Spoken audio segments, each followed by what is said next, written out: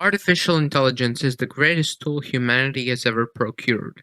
Now, what do I mean by the greatest tool? Now, throughout the history, through the ventures of time, humanity has managed to create better and better tools. Now, it all started with simple tools like spears and, some axes or something like that. Then we kind of got fire, right? We got fire. That was our next kind of advancement. Not necessarily a tool, but, it kind of something we discovered. Now, after fire, the most important thing that we ever have discovered, the greatest tool of human existence, is the wheel. It allowed us to just make tasks easier, right? Reduce the load that it would usually take to do a task to literally nothing, right? That is what that is what the wheel allowed us to do. Now, in my opinion, after the wheel, obviously we had some agriculture, we had some, this and that, but the real next leap came like 2,000 years later, maybe more, with the Industrial Revolution, baby. We learned how to use fuels and how to combust things. Basically, we learned to take a piece of metal, pour some stuff into it, push a button, obviously not push a button, basically turn it on, and that, box starts generating like energy. I mean, that's crazy, right? And then we had, calculators, which is like, chill.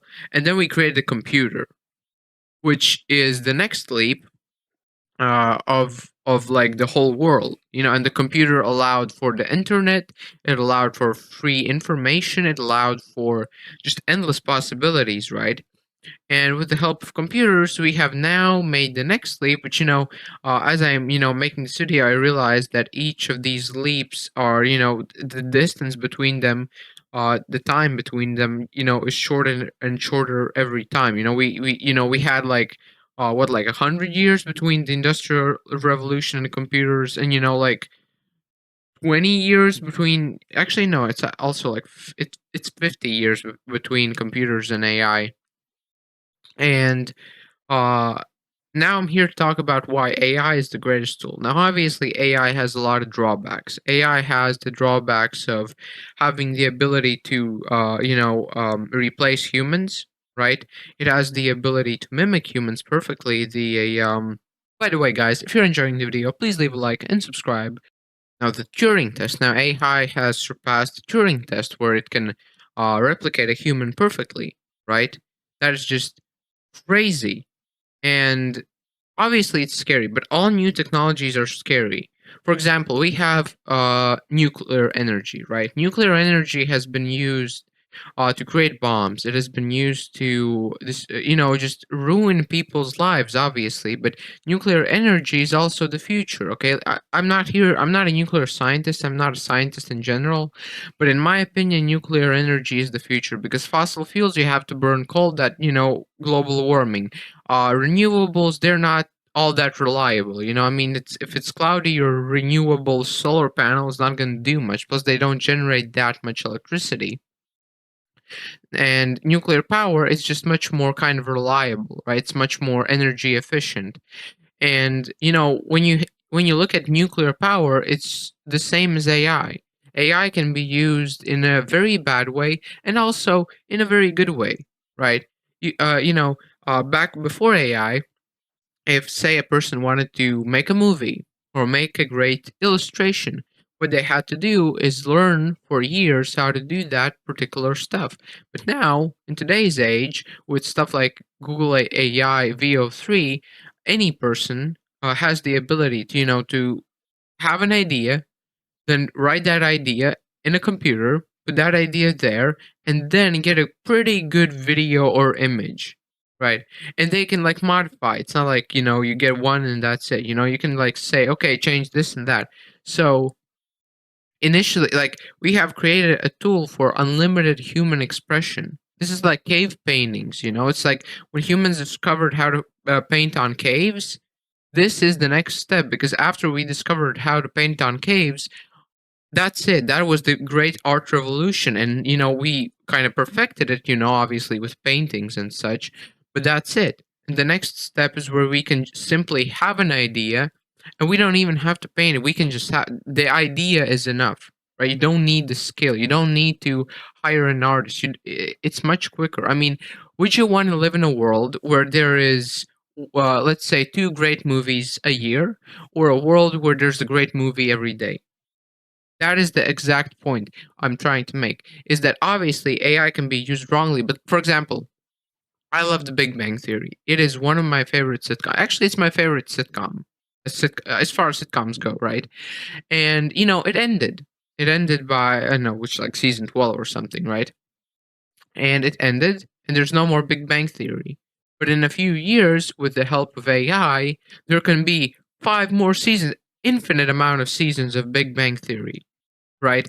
With actors, with laugh tracks, with effects, with interesting storylines, and that's just something that a person didn't get before. If a show got canceled, that show is canceled. Nowadays, if a show gets canceled, obviously we're not there yet. You can only create like 10-second clips, and still they have problems. But essentially, now that is less of a problem.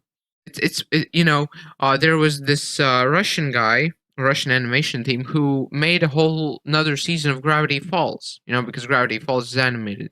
Now imagine, it took a whole team a hell of a lot of time to make another season of a really great show. I mean, okay, you watch that season, that's it.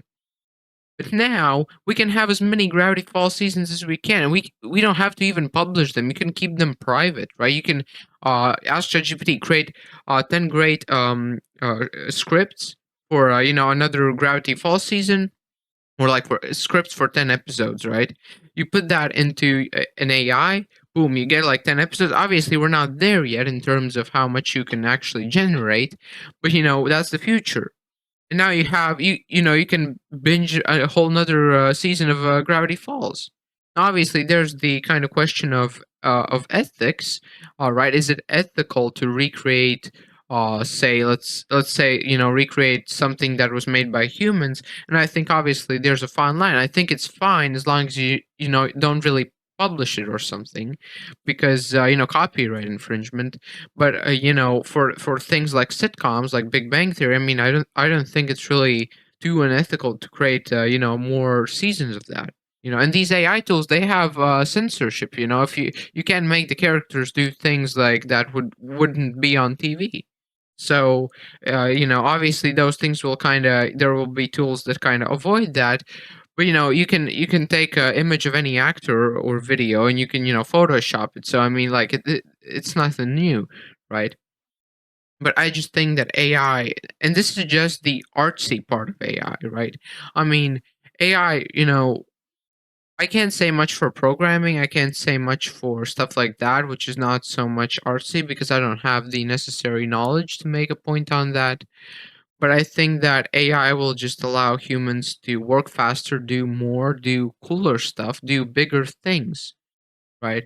Now, for the intelligence of the AI, I mean, what if it becomes sentient? That's really a what if, right? That's a theoretical. And I simply think that's something like AI, which is basically just a word predictor. Will that, or an image generator, I mean, will that gain consciousness? I don't think so. I mean, it could, right? But again, I'm not a scientist. I'm not a programmer. I don't have a degree in computer science. But I just think that this is just a really strong, powerful tool, right? I mean, this is just a tool. Obviously people hate it, right? But people hated people hated cars when they came out. People were like, "Oh, I like my horse, you car," or whenever there's a new technology, whenever something new and cool comes out, it changes something. People hate it. People dislike it because it changes their life. People don't like change. That is a fact of life. People, they really don't like when things change. They don't like when something. They don't like uncertainty. People like routine. People like, okay, this is the way it is. This is the way it's going to be in 100 years, right? And I think that's also something that holds progress back, but it's also something that keeps progress in check, right? Now, and this is, I think, where nuclear energy is a very good analogy for artificial intelligence, because nuclear energy, I mean, a lot of people hate nuclear energy too, right? I mean, we had Chernobyl, we had the Japan disaster, we had 3 Mile Island, we had some bomb drops. Bomb testing caused a lot of problems, but that technology is still here, and it's possible, very likely the future, right? So I think a person really needs to think about the kind of pros and cons, and obviously we have not had a global nuclear war, right? We had the Cold War, we had the Cuban Missile Crisis, we had the basically a bunch of conflicts where nukes, only in World War II nukes are used on Japan, and that was obviously a very bad thing that happened. That happened only because the United States government, the people who created bombs, they did not know of the kind of dangers of them. They did not know what they were doing. They were in the dark, and they thought, oh, this is just a stronger TNT. That they never thought, like, they knew how strong and powerful it was, but they didn't even know, like, really. At that point, it was kind of free for all, right?